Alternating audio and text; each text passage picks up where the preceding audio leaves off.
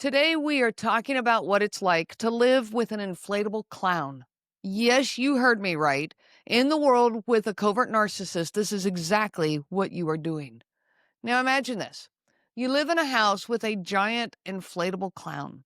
It's colorful, dramatic, unstable, takes up too much space, and it constantly leaks air. And you have only one job: to keep it pumped up all the time. You may never let it get empty. In fact, you may never even let it get close to empty. If you do, there's a huge price to pay. And again, if you've lived with a covert narcissist, you know exactly what I'm talking about. Now, attached to this clown is a small, old-fashioned bicycle pump. You know, the kind where you put your feet on its little feet that stick out on the two sides of the pump, and you scrunch yourself all up, bending over, barely able to make yourself small enough to actually work this thing. You vigorously pump up and down, wondering, is this thing even working? Is any air actually coming out? Believing that you need to be about 2 feet shorter in order to actually use this pump, you wonder if it's supposed to come up any higher. Your back hurts, your knees hurt, your arms are wiped out. You've tried multiple positions to be efficient, and yet this is taking forever. This is the pump that is attached to your giant inflatable clown, and you have only one job: to keep that clown pumped up. Welcome back to the Covert Narcissism Podcast, where we talk about the exhausting, confusing, and occasionally comical reality of trying to keep someone else emotionally inflated without completely deflating yourself, which, by the way, is an impossible task. Welcome back to the Covert Narcissism Podcast, where we talk about the exhausting, confusing, and occasionally comical reality of trying to keep someone emotionally inflated, someone who has a slow, invisible leak in their system, and somehow it's your job to keep them standing tall and to do this without completely deflating yourself, which, by the way, is an impossible task. Now, you didn't sign up for this circus, but somehow here you are. And at first, you didn't even realize you were holding this pump. You just thought you were being kind, supportive, and loving. A decent partner. But over time, you notice that if you don't keep pumping, that clown starts to sag. The face droops, the energy droops, and suddenly you're met with guilt trips, silent treatment, criticism, those wounded puppy eyes that say, "Why don't you love me anymore?" And by the way, over time, this will turn to anger, or can turn to anger. It may just stay in this victim mode. It does play out multiple ways. So what do? You work your pump.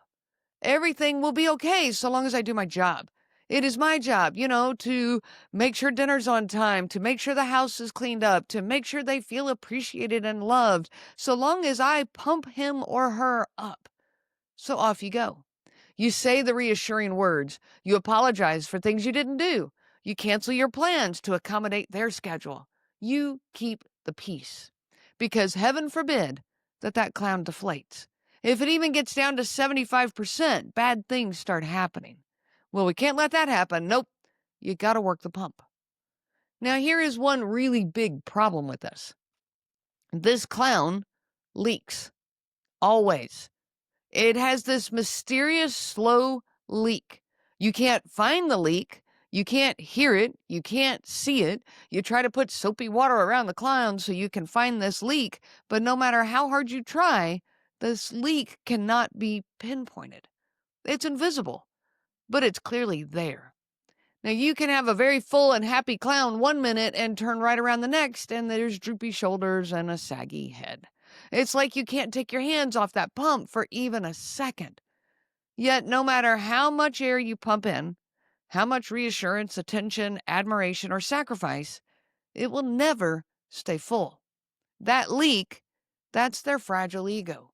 It's that chronic insecurity, the unhealed shame that they refuse to face, this insatiable need for your admiration and attention. You can't patch it. You can't fix it. You can only exhaust yourself trying to keep up with it. So here is how your day goes. You wake up beside the clown, and before your eyes even open, your brain is already scanning. How's the air pressure today? Are we still perky? Or are we starting to droop? If the clown is smiling, you think, okay, maybe today's going to be good. You stretch, you yawn. Oh, wait a minute. What is that sound? No, no, no, no, no. Don't start already. You quietly roll out of bed. Trying not to disturb the clown's delicate air equilibrium, you make it to the kitchen, you pour yourself a cup of coffee, and then you hear it. Their nose begins to sag. You haven't even added the cream yet. So, coffee in one hand, your pump in the other, you start your morning cardio by pumping them up. Pumping air like you're training for the Clown Olympics, whispering little affirmations as you go. Good morning. You're amazing. You're so misunderstood. I hope today is a great day. And no, of course, I didn't mean that tone when I said good morning. I meant good morning. You butter your toast while keeping one foot on the pump, always ready, multitasking mastery, because heaven forbid their chin droops before breakfast. You're flipping eggs with one hand, holding the pump in the other, praying that you don't end up with burnt yolks and a meltdown before 8 a.m. You think, okay, maybe now I can finally step away and focus on the kids for a minute. So you turn your attention to helping them.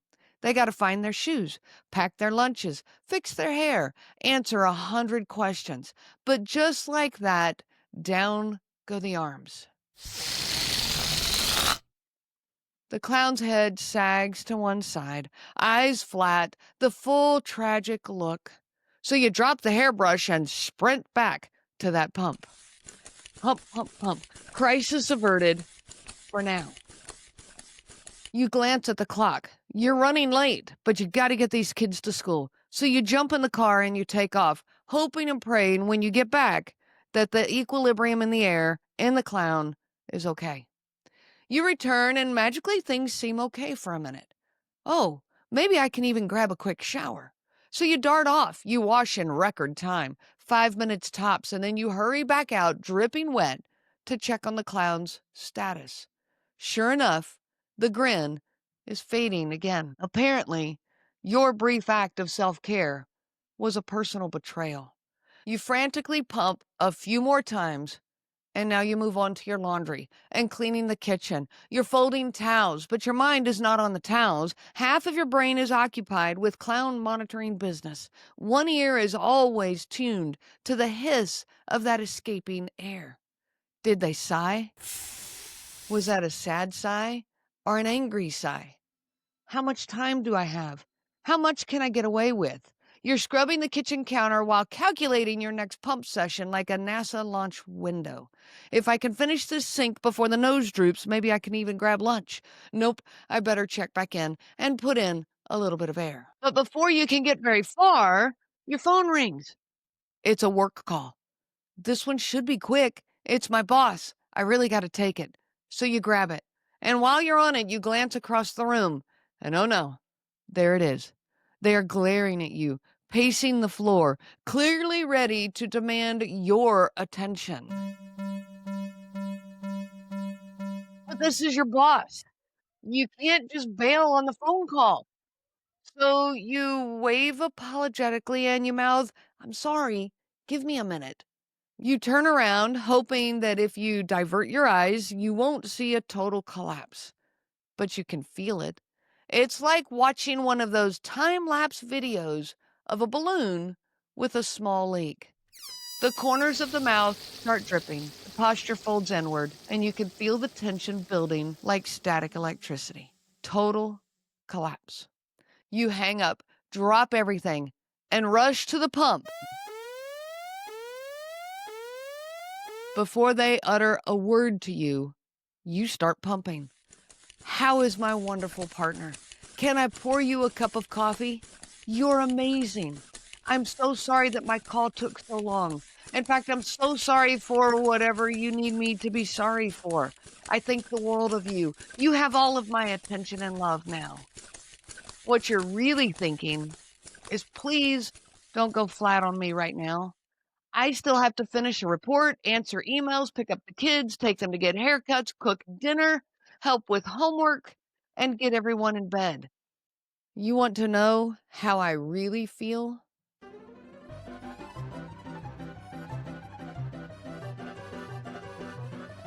By mid-afternoon, you've accomplished almost nothing that actually matters to you. The house is half clean, the email's half read, the coffee half drunk, and your brain is half functioning in this circus, completely hijacked by this clown. You can't focus, you can't finish a task, you can't remember what peace feels like, because part of your attention is always tethered to that clown. Like a little emotional monitor in your head. Air pressure, critical, proceed to pump immediately. Nothing gets your full attention anymore. Not your kids, not your job, not your hobbies, not even your own thoughts. You're living in constant partial presence. Half in your life and half in clown maintenance mode. Now, you've returned from getting the kids and the haircuts and evening hits. You've pumped your way through breakfast, school drop-off, 2 passive-aggressive texts, a full workday, haircuts, the dinner time balancing act that could qualify you for the Cirque du Soleil. You finally sit down, ready to relax for a few minutes. The house is quiet. The clown is upright and focused on something else, at least for a little bit. And you think maybe I can actually have a few minutes to myself. And then, my gosh, apparently something in your tone during dinner sounded dismissive. Or maybe you looked at your phone too long while they were telling the story that you've heard 14 times. Either way, the nose is drooping, the shoulders are folding, and your night is officially over. So you start your evening pump session. Maybe not with the same energy you had this morning. You're exhausted. While you're refilling their emotional tank, you're trying to remember if you ever even actually ate your own dinner, which way too often you didn't. Eventually, you get the clown back to semi-inflated. You're exhausted, your arms ache, and you think, okay, maybe I can rest now. But then, bedtime. Yet another dangerous time of the day. Because bedtime is when the clown gets philosophical. They sigh deeply, that long theatrical sigh that means something is coming. And you freeze. You hear their words. Are you mad at me? No, I'm not mad at you. Heaven forbid I be mad at you. I'm not going into that long circular conversation. No, I'm just tired. That's what you say. Tired?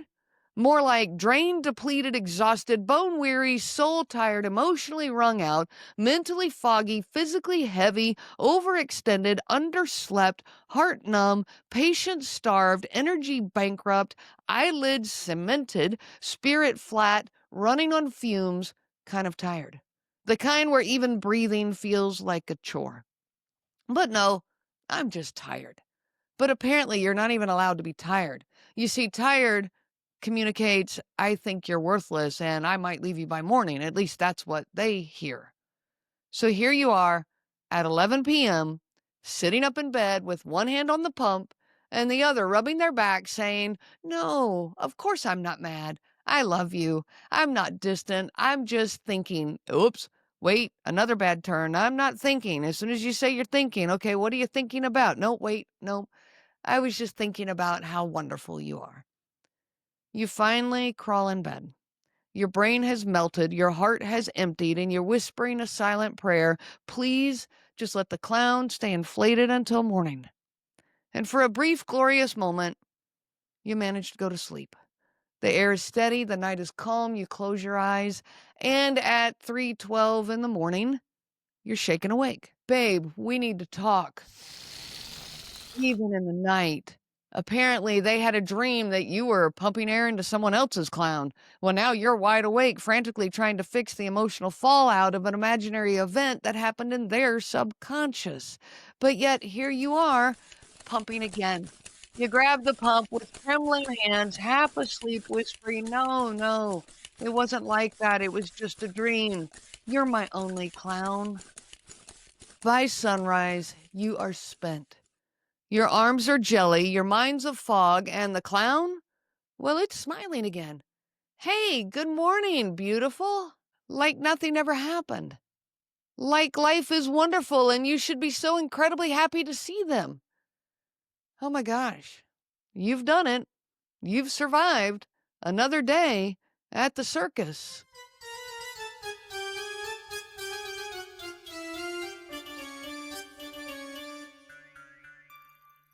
And as you drift off for a few precious 5 minutes more of sleep, one single thought crosses your mind. I want to run this pump over with my car. That's the day in a life with a clown. You become an expert in clown monitoring and bicycle pumping. Part of your brain is always scanning their air pressure. No wonder you're exhausted. No wonder you're empty. No wonder your brain doesn't work anymore. You live in a constant state of emotional triage, juggling your life, your responsibilities, and your clown's fragile sense of self-worth. It's absurd, isn't it? You end up tiptoeing through your own home, guarding your tone, calculating your timing, rationing your affection, all to keep this clown from deflating. Until one day you realize that you've been pumping for so long, you don't even remember what your own air feels like anymore. There comes a moment, and every survivor knows it, when your arms are just done. You've pumped until your hands ache, your shoulders burn, and your soul feels hollow.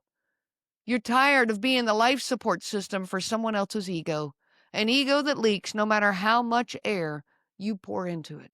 When you stop pumping, it's a strange kind of freedom, equal parts terrifying and freeing at the same time. You've spent years believing that your value came from how well you could keep someone else standing. But when you finally drop that pump, the world doesn't actually end. At first, the silence feels deafening. You've lived with the constant hiss and wish and emotional noise for so long that quiet almost feels wrong. The clown deflates and the room feels empty, but slowly you realize that the empty space isn't a loss. It's the oxygen that you've needed so badly. For the first time, you can breathe again, deep, full, steady breaths. You fill your own lungs with air now. And you realize that the only person who ever truly ran out of air was you. And that's when it hits you. The only pump you were ever meant to be operating is your own. You were built with your own source of air, your spirit, your energy, your peace. That pump was never meant to keep someone else alive. And here's the truth. The only person that can truly operate a pump is themselves. You can't breathe for them. You can't grow for them. You can't inflate their self-worth for them. You can love them. You can wish for their healing, but you can't be their oxygen. When you stop pumping for others, it's not cruelty. It's clarity. It's choosing to stop suffocating yourself so someone else can appear whole. It's realizing that love isn't about keeping someone else inflated. It's about breathing freely side by side. You were never broken. You were just out of breath. And now you finally get to inhale again. There's a strange adjustment after you set that pump down. At first, you keep reaching for it out of habit. But slowly, your hands stop twitching. Your body stops tensing. You realize you don't need a pump anymore. You're not responsible for maintaining someone else's emotional air pressure. You were never meant to live on standby, ready to rescue their mood. Now you get to wake up without scanning for leaks. You get to breathe, to live, to exist without pumping. And that right there is peace. I wish you so much peace on your journey of healing. The information provided by Renee Swanson, Covert Narcissism Podcast, and CNG Life Coaching is for educational purposes only and is not to be used for diagnosis purposes. It is not intended to be a substitute for clinical care. Please consult a healthcare provider for guidance specific to your case. This material discusses narcissism in general. Renee shares stories from her personal experience as well as from those that she has worked with for several years. Her material does not claim that any specific person has narcissism and should not be used to refer to any specific person as having narcissism. Permission is not granted to link to or repost this material to support an allegation or support a claim that any specific person is a narcissist. That would be an unauthorized misuse of the material and the information provided. Thank you.